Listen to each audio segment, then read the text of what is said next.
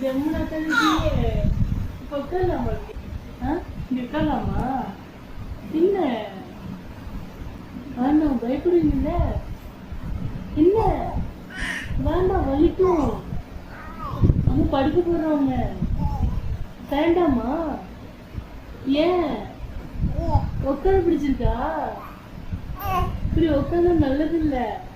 படுத்துடலாம். ஆமா, முதுகு வரைக்கும். ஆமா, சொன்ன கேளு. முதுகு வரைக்கும். கேட்க மாட்டியா? என்னது என்னது?